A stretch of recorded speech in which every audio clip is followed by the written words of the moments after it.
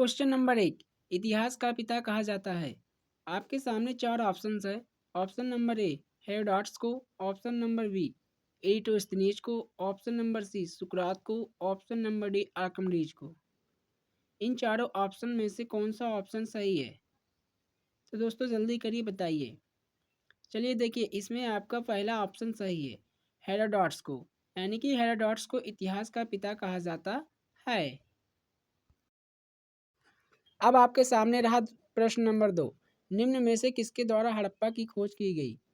Option number A Dayaram Sahni, option number B R D Banerjee, option number C Amalananda Ghosh, option number D Ravindra Singh Bisht.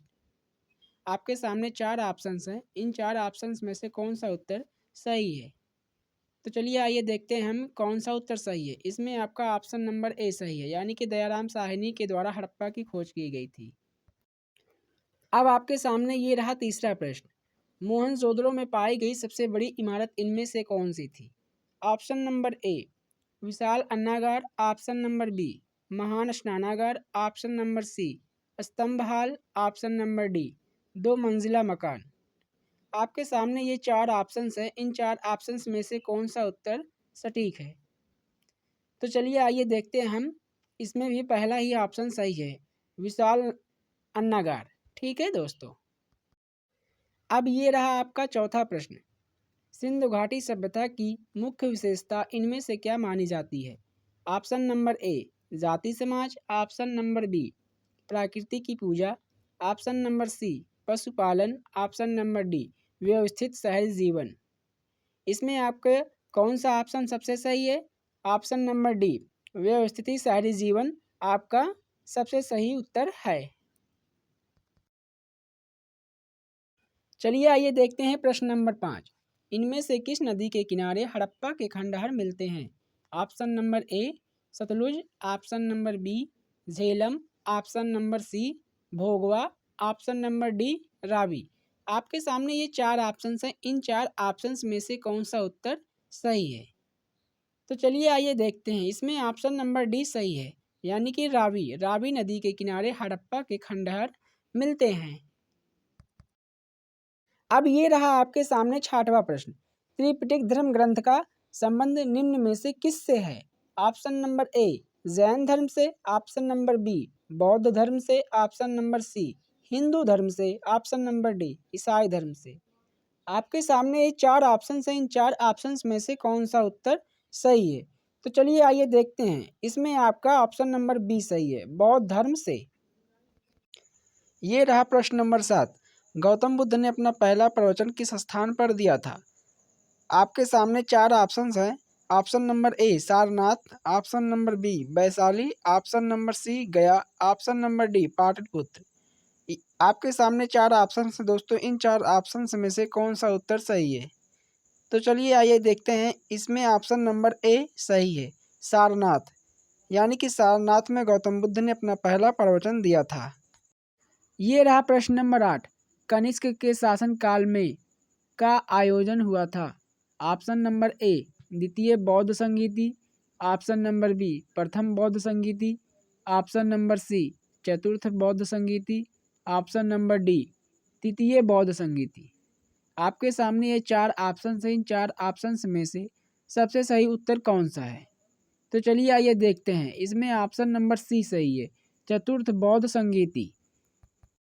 प्रश्न number 9, Gautam Buddha किस वंश से संबंधित थे? Option A Kuru, option B Shakya, option C Jnatrika, option D Nanda. आपके सामने चार ऑप्शन है दोस्तों। इन चार ऑप्शन में से कौन सा उत्तर सही है?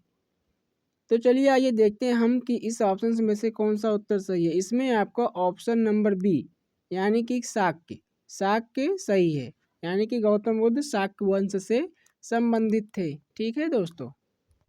ये रहा प्रश्न नंबर 10, जैन धर्म में कुल कितने तीर्थकार हुए?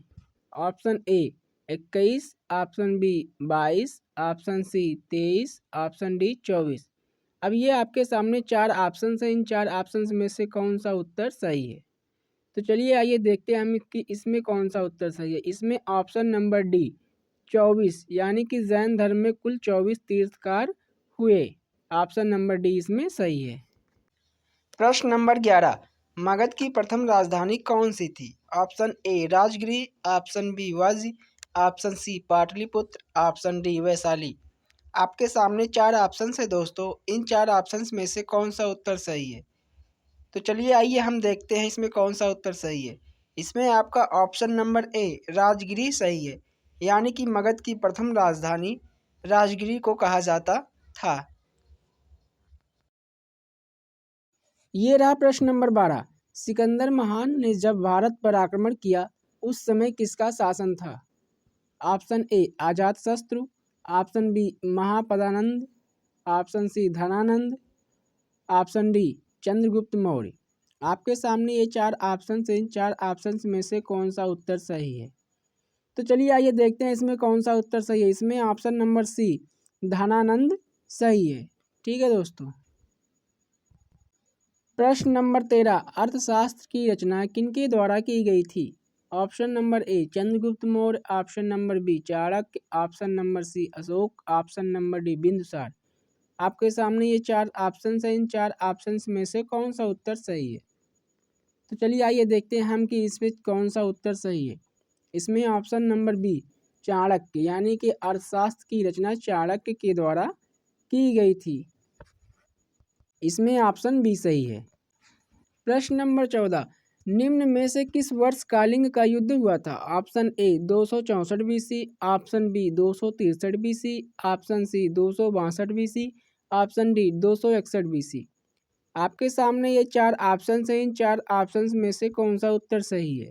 तो चलिए आइए देखते हैं हम इसमें कौन सा उत्तर सही है। इसमें ऑप्शन नंबर डी सही है, यानी कि कालिंग का युद्ध 261 BC में हुआ था। प्रश्न नंबर 15, अशोक द्वारा स्थापित शिलालेखों में किस शिलालेख में कालिंग युद्ध का वर्णन है? Option A 10, option B 11, option C 12, option D 13। आपके सामने ये चार ऑप्शंस हैं, इन चार ऑप्शंस में से कौन सा उत्तर सही है? चलिए आइए देखते हैं इसमें कौन सा उत्तर सही है। इसमें आपका ऑप्शन डी 13, अशोक द्वारा स्थापित शिलालेखों में 13 शिलालेख में कालिंग युद्ध का वर्णन है। ठीक है दोस्तों। अब ये रहा प्रश्न नंबर 16, भारतीयों के महान सिल्क मार्ग किसके द्वारा आरंभ किया गया था? Option A Ashoka, option B Akbar, option C Harshavardhan, option D Kanishka. आपके सामने ये चार ऑप्शंस हैं, इन चार ऑप्शंस में से कौन सा उत्तर सही है?